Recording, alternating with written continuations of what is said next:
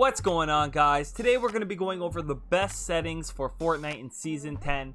Season 10 brings a whole new realm with the new map changes, new guns being introduced, and I'm going to share with you guys my settings that I use and go over why I think I enjoy them and why you guys might want to try them out yourselves. So before I go into my settings, I want to say first things first.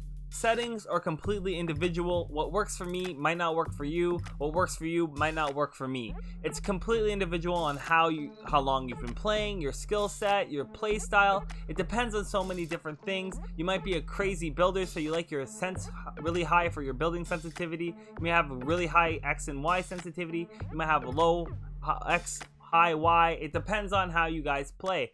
So your settings are completely individual to you guys. These are the settings I use personally, so if you don't like them, you don't have to use them. This is just what I use. If you're trying to get better at aiming, these settings might be for you guys. So first things first, I have my X and Y sensitivity. I'm pretty basic on this. I believe Fortnite starts you out at 0.65. I use a 0.64 for my controller sensitivity on my X-axis, and I use a 0.60 for my controller sensitivity on my Y-axis. This is pretty much basic, nothing too crazy, nothing too high, nothing too low. A lot of players play on a low X sensitivity or Y sensitivity, having it at like 5 or 4, and a lot of players like to have it maxed out at like 1, which is really cool for you guys and really cool for the people that are good at that, but that's not my play style. I need a little bit more resistance for my stick control. Playing at a high sensitivity does have its advantage, but if it's decreasing your shots, I don't recommend you play at a high sensitivity.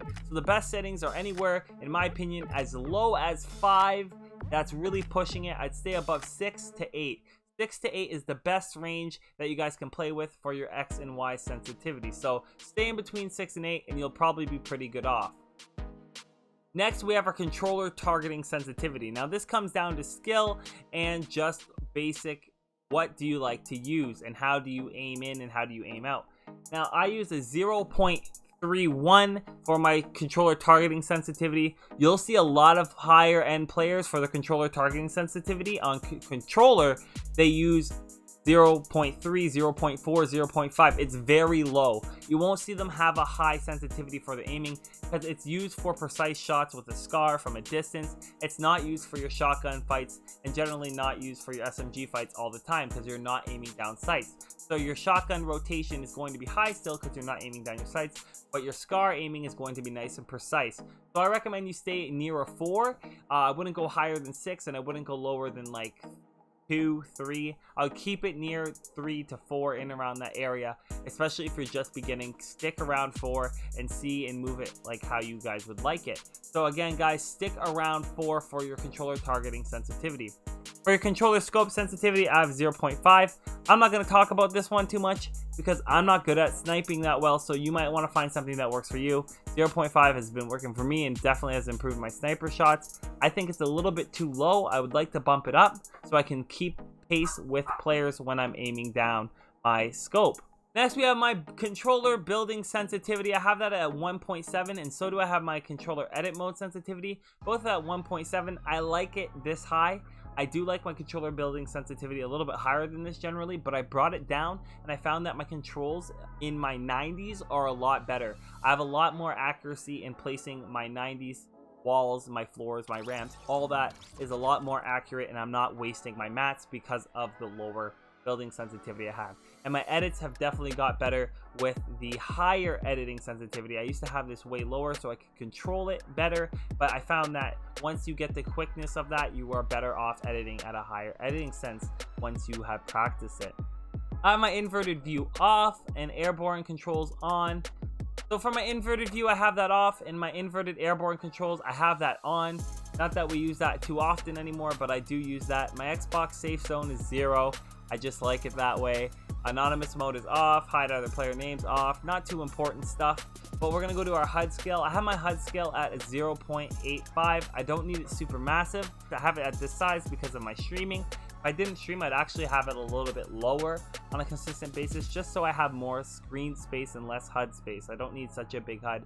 I can see it on my TV and on my monitor, no problem. I generally like to have my FPS showing, but I took it off recently because recording gameplay and stuff like that, I just don't like having it on my screen. But if you like to have your FPS, go ahead and keep that on. We're gonna go over some of the important ones that I think are important, because we'll be here all day if I go over each and every single setting. So number one, we have our sprint by default on. If you don't have this on and you're a beginning player for season 10, I recommend that you have your sprint by default on in Fortnite. And sprint canceling reloads needs to be off. I have tap to search on. I do like this. And hold to swap pickup. I don't have that on. Reset building choice, super important to have that on in my opinion. Aim assist, I have that on. You need to have it on if you're a console player. I'm sorry, I think it's super important to have on. Edit mode aim assist, please take this off. This is choking your edit speed. Turbo building, have on. And turbo delete in creative mode, obviously that has nothing to do with what we're talking about here, but I do have that on. Controller auto run, please have this on as well. It allows you to eat while gaming, and in season 10 on Fortnite, eating while gaming is super important, so controller auto run must be on. Auto open doors off, you do not want that on. I can assure you it will get you killed. And some people like to have auto sort consumables to the right. I understand why they like to have this, but I've taken this out because I like to have my sniper to the far right and my consumables a little bit one in from the right. So I like to have that off. Auto pick up weapons off. Builder Pro immediately on. Build immediately, it has to be on. Controller edit hold time. This is one a lot of people like to know about. I have this at 0.2. I feel like I need to bump this up because I always accidentally go into my edits. So I might bump this up. A lot of people like to have it low so they can edit quick and build quick at the same time. I don't need that for my playstyle, but a lot of people do like to have that. So keep that in mind. I also play with my vibration on. I do not play, I play at a normal brightness. I have my brightness at all the way up. The default value is 50. I like mine all the way up. I like my eyes beamed out. For my colorblind mode, I have that off. I did play with colorblind mode on for a while. I don't like the color. It throws off my eyes. I don't like it. Yes, it let me see through the storm, but I don't think it was a good trade-off for me because I'm not a pro player. I'm just an average Joe that likes to play this game on a regular basis, so I did not like the colorblind mode on. It was not worth it for me. I have different keybinds here, or controller binds, I guess you would call them, custom. I have my edit button to get into my edits as my L click thumbstick. That's a huge difference that a lot of people don't use. I recommend you use this. I also have my B to still get into my edits, which is nice. I definitely recommend that to get into your builds, to switch modes. I have B still, but my edits have switched to the left thumbstick. That's one of the bigger changes I have here.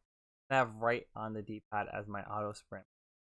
Now, when we're looking at the build controls, I have, again, my L as my left thumbstick as my edit. And to confirm my edits, when we go to my edits, I have my right thumbstick. So it's two separate buttons, so you can do this very quickly, and it will look nice and clean. We're going to go over to dead zones. I have them set at the basic 0.2. If you bring these down too little and your controller is broken even just a little bit, this will throw off your aim on a consistent basis. So guys, that is everything that you guys can see from my settings. I hope this video helps you guys pick better settings in Season 10 on Fortnite. Let me know in the comment section below some of the specific settings that you guys have and what you think of my settings and what you guys think I should change to better improve my gameplay. As always, thanks for watching. Don't forget to leave a like, comment, subscribe, and I'll catch you guys on the